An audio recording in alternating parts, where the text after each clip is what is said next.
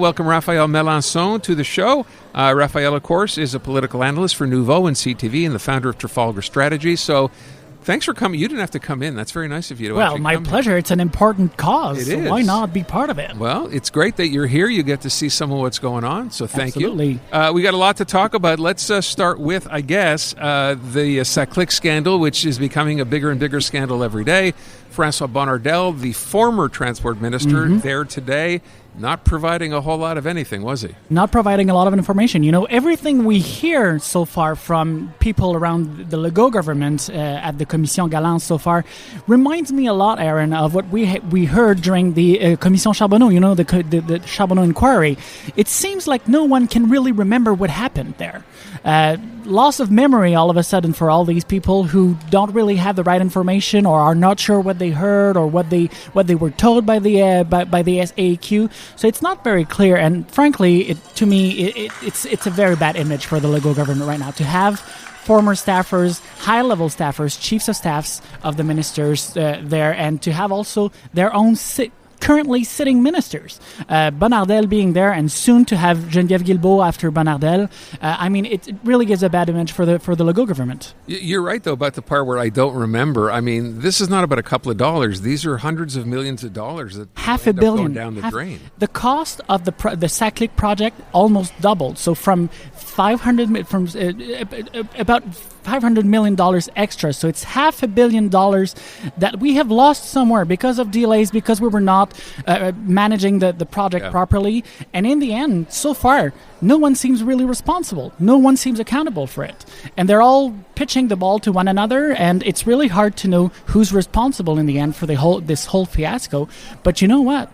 It seems like in the end, it's always taxpayers who are going to take the bill, have to pay for it, and no one in the end will have to be blamed for it and live with the consequences. To the point, of course, this is a bad look either way for the government, right? Now you have a sitting minister. There'll be another sitting minister when Geneviève Guilbeault. There's even a chance that the premier could be called to this, right? Well, because we have heard also yesterday from a former chief of staff of François Bonnardel that they have concealed information. Like, so Bonnardel's office and his chief of staff, which is like his right-hand man or right-hand woman here, concealed information to elected officials of the National Assembly. So this is really, it's lying. And this is very grave. This is very, important. And we know also that the office of the Prime Minister, the Premier Legault, was informed as soon as 2020 of the delays that were coming up. Not necessarily the cost, but the delays. So how come no one in there thought it was important to ask the SAEQ some really serious questions? Because if you have delays in such a large-scale public project, of course it will absolutely come with extra costs. So when the minister says, I have not been provided that information, how come did you not push further? How come did you not ask and repeat the question over and over until you get the full details? This is, in the end, in our system here, in our parliamentary system, we have something which is called ministerial responsibility. And if people, I'm sorry to say that, but F up in your office, in the end, you're the one responsible. So you have chiefs of staff who have concealed information to elected officials from the National Assembly. How come is François Bonnardel still there today as a minister, part of this government? And I think, frankly, with what we've heard so far in the past 2 days, I think Bonnardel is becoming toxic. And as we know, we have a major cabinet shuffle coming up as soon as after the weekend of Labor Day. Probably Bonnardel will no longer be there. Got to wonder what other ministers may not be there as well. Right? Very possible. We'll wait and Very see. possible. Depends on the testimony also of Geneviève Guilbeault. Depends how she performs. Let me move on and talk about something that kind of came out of the blue. Lucien Bouchard, former PQ leader, former premier, deciding that it would be a good idea to tell Paul Saint-Pierre Plamondon, and I phrased this way earlier on. I said, you know what? You have it. The polls show the PQ continues to do well after what happened in Athabasca. And it's like Lucien Bouchard, I said, is telling PSPP, you know what? You have a chance to win this. Don't screw it up. What's your take on this? Well, that's interesting to see Lucien Bouchard so playing basically the belle-mère, as we say in French, so coming to interfere with Paul Saint-Pierre Plamondon's strategy. And yes, you mentioned it, but also he was just sending or raising a yellow flag, saying, "Be careful here, because if you keep if you maintain your promise to hold a referendum in your first term, if elected next year in the general election, that's going to fuel the Liberals in the upcoming campaign. Right. So the more you talk about a referendum, the more it serves the Liberals. So, and I agree with that lecture of the situation. So it's right that it could be a gift from heaven for the Liberals, because the more you talk about a referendum, the more people could turn to the Liberals as a refuge to protect them from having eventually a third referendum on sovereignty. Because right now, let's face it, yes, sovereignty is slightly on the rise, especially amongst younger Quebecers, Francophone Quebecers, but still we're far away from potentially winning, the yes side winning a third referendum. So what Lucien Bouchard is saying here is there are consequences to losing a referendum, and if you go into that and you don't consider the risks of it, it could be costly for Quebec in the end. But let's be honest. PSPP is a pretty smart guy, right? Charismatic. He's sharp. He didn't need Lucien Bouchard, I don't think, to tell him this. I think Paul Saint-Pierre Plamondon realizes, you know what, we have some momentum here.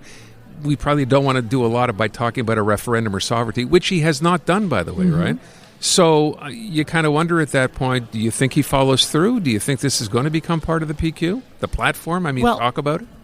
Good question. I think, Lucien Bouchard still, for a lot of sovereignists, is seen as a demigod. So for sure, a lot of people will reconsider their leader's strategy right now or raise questions because of what he said yesterday. Now, that being said, the problem with the PQ is also that most often, they are stuck in that mechanic of the referendum. Should we hold a referendum or not? And that makes them lose focus from the objective, which is to talk about sovereignty. Why should Quebec be a sovereign country, and convince people? So they're fighting internally about the mechanics of the referendum and should we hold a referendum or not, and the strategies. Whereas what they should be all focusing on is if they are going to have a third referendum, how can we win it? I want to get to this story, not because it's political, but because it's just another one of those I can't believe this is really happening in Quebec stories. So the SAQ, which, of course, when the whole Donald Trump tariff situation started, said, well, we're going to do our part. We're going to pull all the U.S. liquor off our shelves. Right. You can't buy U.S. liquor. And now, a couple of months later, what are we finding out? Oh, look, they have best before dates on this liquor, which we weren't selling, and now we're going to have to get rid of it all. You showed me the number. I had no idea. It says it's going to cost we have to lose $300,000 worth of bad liquor now? Right now. How much do we have in total of U.S. liquor? What we have in the warehouses right now is worth $27 million. So what we're getting rid of right now is the bottles that are past the best by date, so $300,000 worth of liquor. Now, what we could be getting rid of eventually, if we don't sell it, is $27 million worth of just public money. Pour it down the drain. Pour it down the drain. So, and what's more interesting is how much we spend right now just to store these bottles in warehouses. Half so far, and these are numbers that were revealed just a week ago by Radio-Canada. So far, we have spent $500,000 just to store these bottles. So instead of saying that, the logical thing to do here would have been, when we said we're no longer selling American liquor, is to at least liquidate what we have on the shelves, sell it at a cheaper price if you need it, but at least get rid of it, but sell it.